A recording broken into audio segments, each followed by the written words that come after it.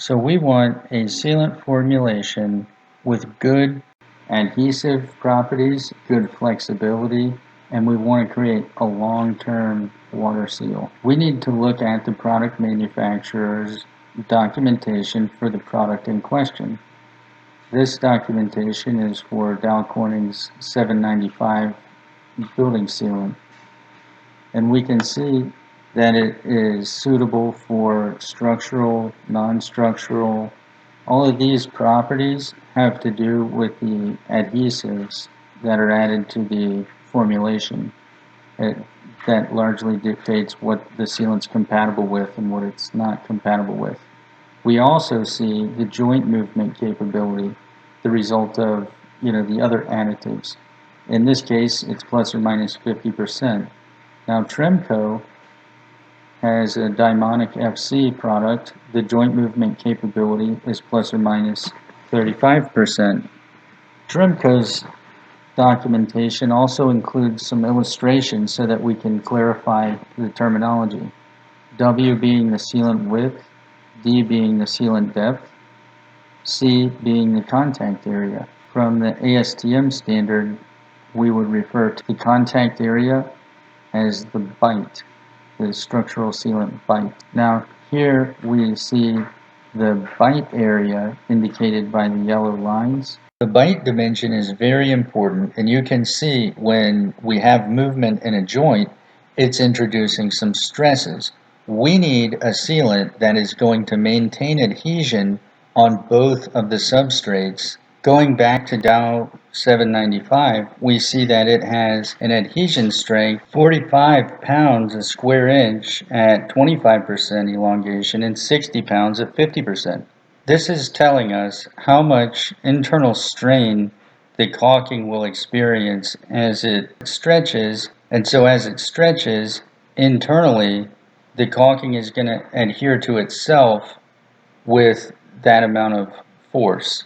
This means if we have a 1 inch by 1 inch area of sealant, we're going to have 60 pounds of force opposing elongation when the sealant is 50% more than the original joint length. And if we have a 1/2 inch by 1 inch, so a 1/2 a square inch area, we're going to get half of the amount of force that the caulking can sustain and return to its original shape without being damaged.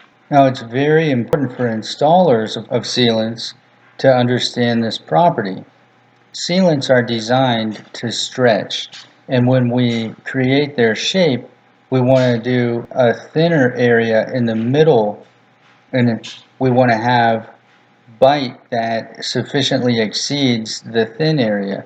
That way, the stretching is going to occur at the thinnest area before it occurs at the thicker areas. So it's 60 pounds, 50% elongation, and only 45 pounds at 25% elongation.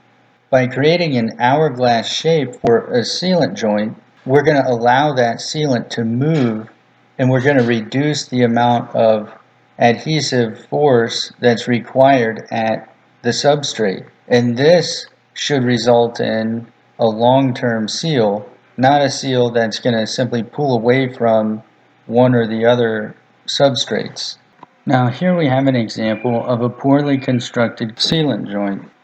What we see is good adhesion to the building substrate and only a very small amount of adhesion to the window substrate.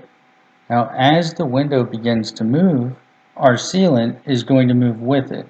The sealant wants to stretch at its thinnest point, and this joint design creates the most tension at the bond between the sealant and the window. As a result of that, the sealant will pull away from the window frame and the joint will fail.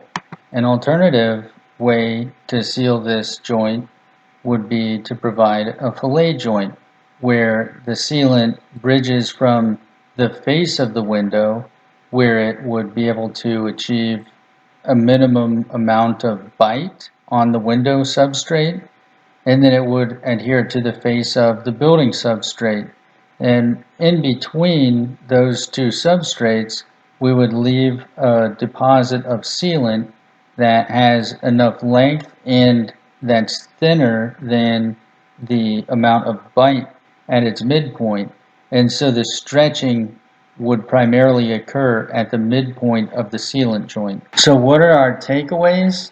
Well, from looking at the manufacturer's instructions, we know that the sealant joint movement capability is a percentage of the sealant joint's width or length.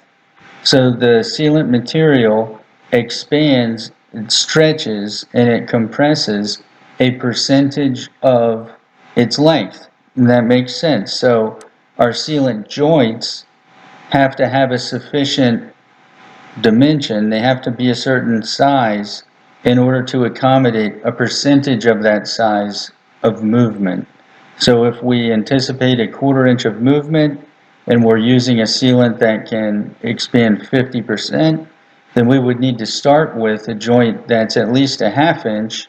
When it expands 50%, it would be 3/4 of an inch. So to accommodate movement of a 1/4 inch with a sealant that can move 50%, we need a 1/2 inch joint at least. We could have a 3/4 inch joint and accommodate only a 1/4 inch of movement. The other key takeaway is that the sealant bite, or the contact area, the bond area between the sealant and the substrate, that has to be at least a 1/4 of an inch. Okay, if it's not a 1/4 of an inch, then we don't have a sufficient amount of bite and we have a thinner sealant joint at that area. It's going to result in a greater stress and pulling away of the sealant from the substrate as the joint moves. And so those 2 points are our key takeaways.